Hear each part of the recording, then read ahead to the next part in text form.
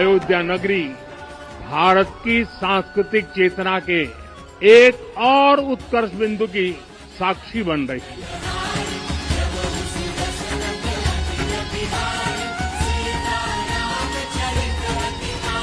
आज संपूर्ण भारत, संपूर्ण विश्व राममय है।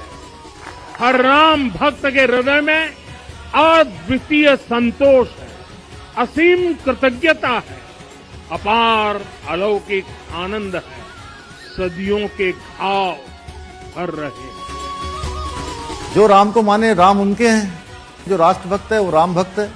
तो आज पूरी दुनिया जो है मंदिरों की तरफ जा रही है।